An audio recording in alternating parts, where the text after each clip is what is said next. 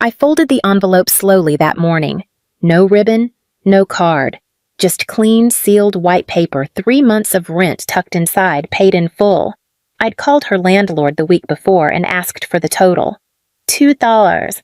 $147. I had the receipt printed and paper-clipped to the bills. No message.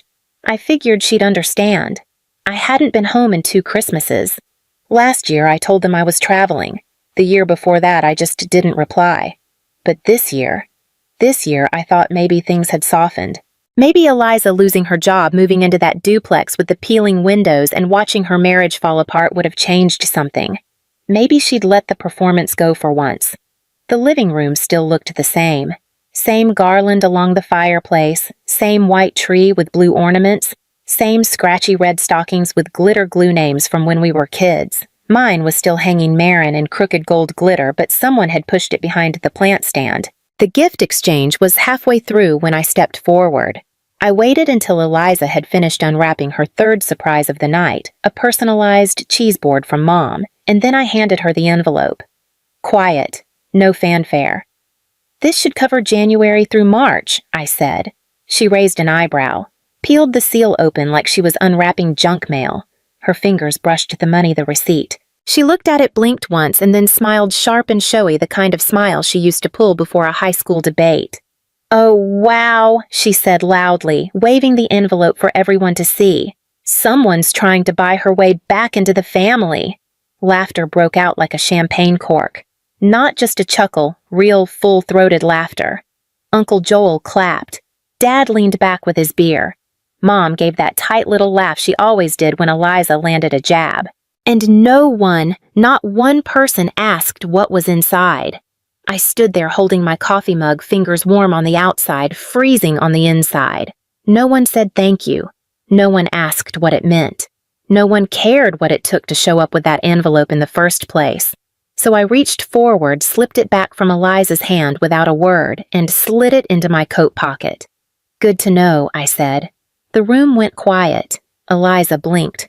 Mom's smile faltered. The heat dropped like someone had opened a window. I didn't say goodbye. I didn't slam a door. Just stepped outside and let the cold night air slap the sting off my face. And the strange part is not a single one of them followed. When people say families drift apart, they usually mean distance or time or politics. But mine didn't drift. Mine selected. One person at a time. It started slow, the way rot does under the paint behind the walls. I was 15 when I noticed Mom stopped mentioning my name when she talked about the girls. She'd say Eliza's taking honors classes, or Eliza got asked to winter formal, but never Marin got into the math competition, or Marin helped repaint the porch. I was there. I was always there. But I was the quiet one, the practical one. The one who packed her own lunch and fixed the Wi-Fi and didn't complain when Eliza's drama took over the dinner table. When Eliza didn't get into Duke, Mom cried for a week. When I got into UT Austin on a scholarship, she said, "That's good. Close to home." I moved into the dorms anyway. By the time I graduated, Eliza was married. Big wedding. Backyard tent string lights, catered barbecue. I wasn't in the bridal party. I was the girl folding napkins with Aunt Jen and being told not to bring a +1 because space is tight. She divorced 2 years later. No one talked about it much, except to say he didn't deserve her. They never said what she did to deserve better. I knew things. I'd heard the late-night calls, the slurred voicemails. But I stayed quiet. That's what I was good at. Not making things worse. Then came the call about Mom's surgery. Nothing serious, outpatient. But I drove up anyway. 3 hours, left work early. When I walked into the waiting room, Eliza was already there holding court with 2 of Mom's friends sipping a latte. She looked me up and down, then turned back to her conversation. Didn't even say hi. That was the same visit where Dad accidentally let it slip that Eliza had moved into the spare unit on the family property. "She's getting back on her feet," he said, like she was some brave pioneer. I'd offered to help pay Mom's post-op expenses. He said, "That's not necessary. Eliza's already taken care of it. I still sent a check. That was 2 years ago. Since then, I've been more of a footnote than a daughter. I wasn't invited to Dad's retirement dinner.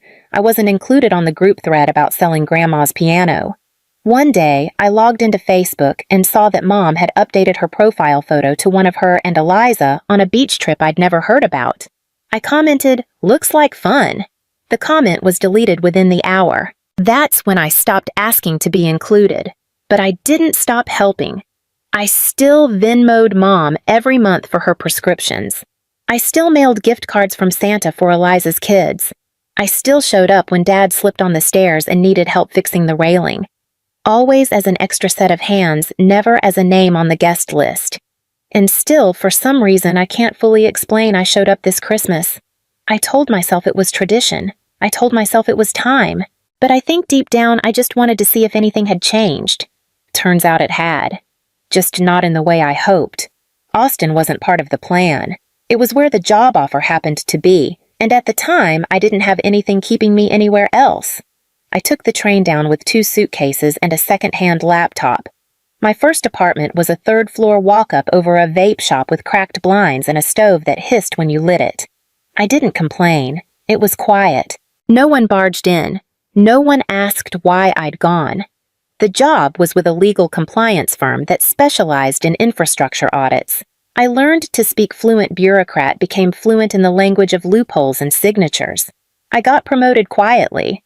No party, just a new title in my email footer. That suited me fine. They never asked about it, my family, I mean. Mom would send vague one-line texts like, "Hope you're staying warm," or "Saw on the news, Austin had a storm." Never anything more. But when her pharmacy bill went up, she sent me the PDF without a word. Just forwarded it. And I paid. Then came the dentist copay. Then the new tires for Dad's truck. Then the Eliza's phone broke and she's job hunting message. I sent money. I always did. I told myself it was easier than arguing. And it was. Once I accidentally paused a transfer by mistyping my PIN. Mom called within an hour. "Just wanted to make sure everything's okay," she said casually, too casually. The thing didn't go through this month. It was the only time she'd called me directly in over a year. I told myself I didn't mind. I had my own rhythm now, wake up early, work. Grocery shop, read, sleep. No drama, no tension. I had coworkers, a neighbor who said good morning, a mailbox with my name on it. I didn't need more. Then Derek arrived. We met at work, paired on a project nobody wanted, assessing risk compliance on state-owned bridges. He was all sleeves rolled up, speaks in stats, swears at Excel energy. On the second day, he brought me a coffee without asking how I take it, just said, "Figured it couldn't hurt." It didn't. He was the kind of person who remembered which snacks you liked and didn't make a show of it. The kind who asked about your day, then actually listened. He had a rescue dog named June and parents who lived 20 minutes away. When he invited me to their Sunday dinner, I said yes before I could think of a reason not to.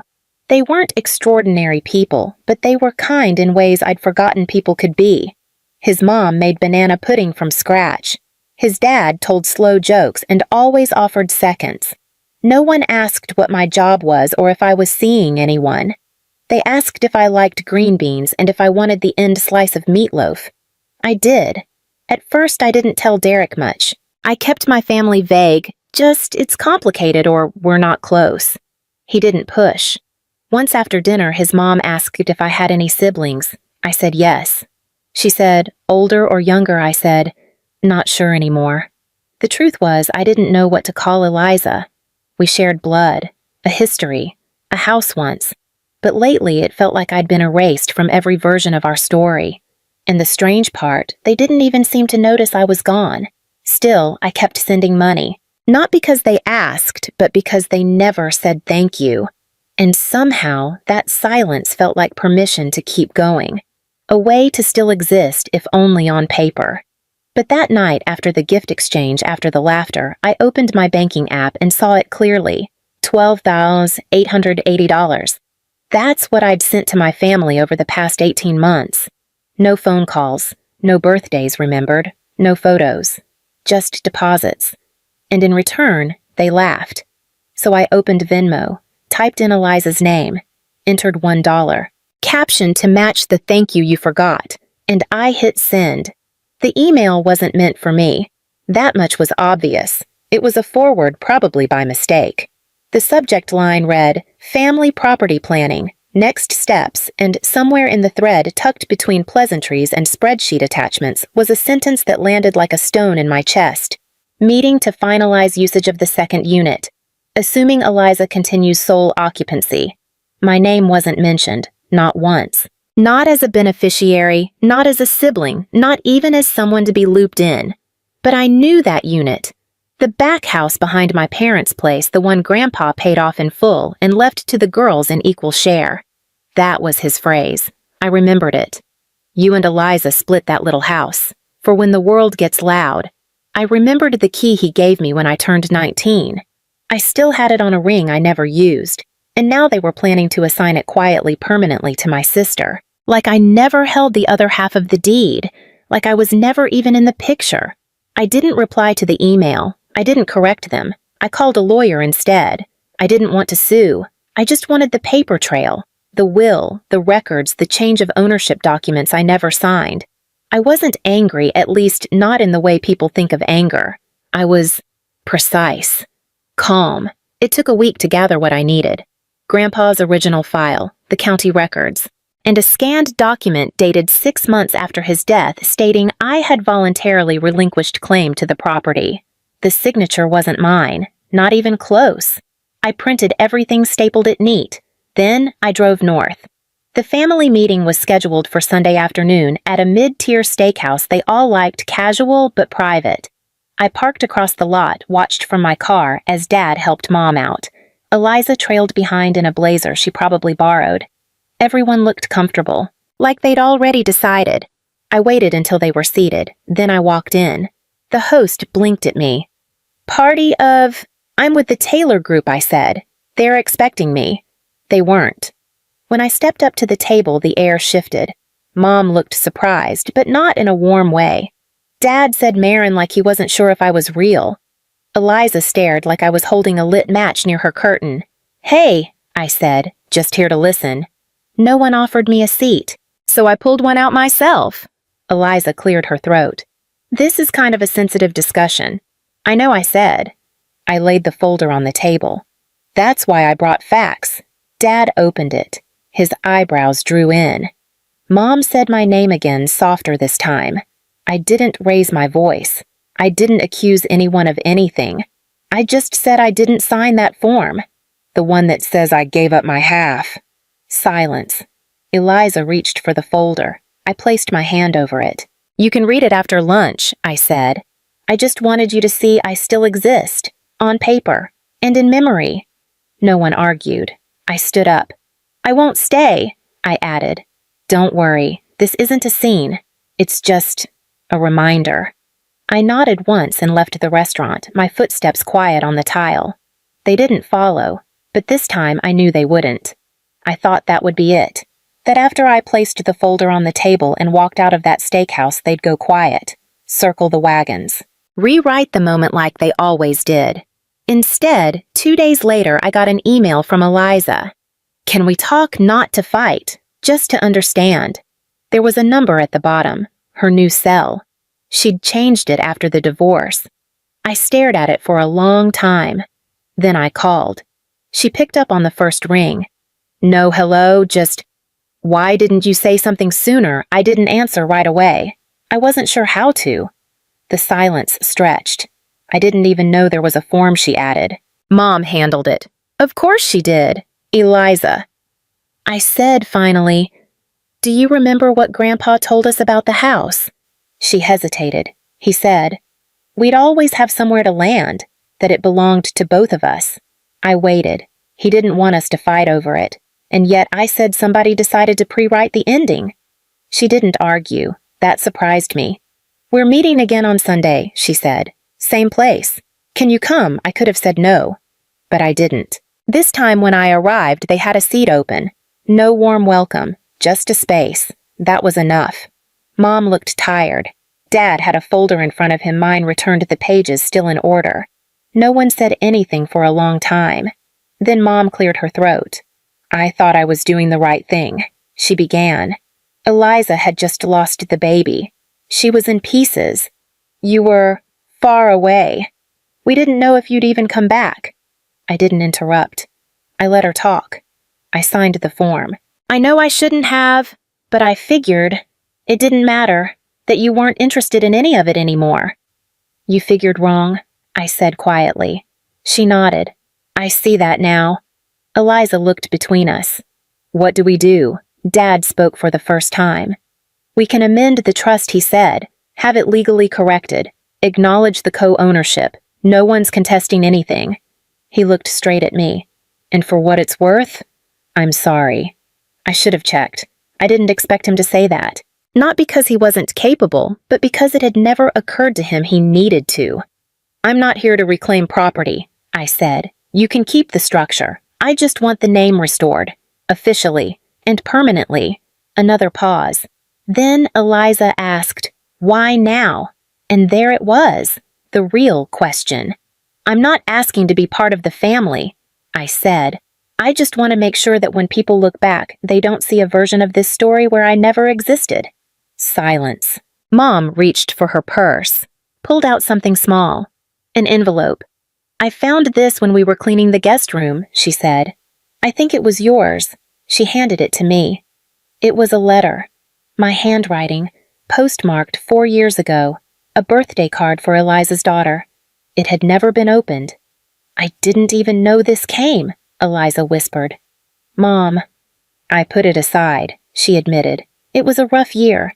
And then, I forgot. The word hung there like smoke. I folded the card, slid it into my coat.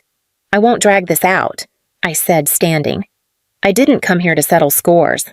Eliza stood too. Are you leaving again? I looked at her, really looked. She wasn't smug this time, just tired. I never stopped leaving, I said. I just finally noticed. And then I walked out. Not fast, not dramatic, just done.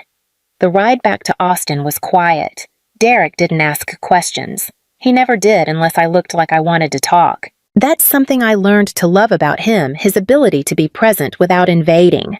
We stopped once at a roadside diner with cracked linoleum and bad coffee. I didn't say much, just ate my sandwich and stared out the window watching 2 crows pick at a napkin near the parking lot. When we got home, I dropped my bag by the door and stood there for a long minute. I'll start a load of laundry, Derek offered gently. I nodded but didn't move. I don't know what I expected. Not peace. Not clarity, but maybe something louder. A final word, a release. What I got instead was the quiet settling of something long overdue. That night, I went through an old box I kept under my bed. Inside were things I hadn't touched in years, cards I'd written, and never sent copies of bank transfers I'd made for Mom's meds printouts of emails no one ever replied to. I took out the unopened birthday card, the one Eliza never saw, and placed it with the rest. Not as a wound, just a record. A thread I wouldn't follow anymore. I didn't call them after that. No follow-ups, no holiday messages. And they didn't call me either. I think on some level we all understood that chapter had closed. Not with drama, not with forgiveness, just finality. 2 months later, Derek's mom invited us to her birthday. I offered to bring a side dish. She asked if I knew how to make cornbread. I said, not really. She smiled. Well, you're about to. That day in her kitchen, elbows dusted with flour, I felt something I hadn't in years, belonging without bargaining. Just existing exactly as I was. No titles, no proof required. Later that week, Derek hung a small frame near our front door. Inside, it was a photo me on the porch holding a mug, eyes squinting into the sun. I didn't know he'd taken it. I asked why he chose that one. Because you look like you're home, he said. It made me pause. I hadn't used that word home in a long time. Not out loud, not even in my own head. But maybe that was the truth of it. Not that I'd been cut out, but that I'd finally stepped out. And stayed out. And I didn't miss the wait. Sometimes at night I still think about that envelope. Not the money. The moment. The way the room laughed. The way no one asked what it cost me to show up. But now I don't feel it in my chest anymore. I feel it further back. Like a bruise that's faded into something you have to press to find. Last week a letter arrived from my mother. Real paper. Envelope. My name written in her careful old-fashioned script. I didn't open it. I didn't tear it up either. I just placed it in the box with the rest. The life I tried to keep warm, even when no one reached back. And then, I shut the lid. Some people leave by slamming doors. Others leave by no longer knocking. I was the latter. And I think that's why they remember me now. Not because I shouted, but because they can't fill the silence I left.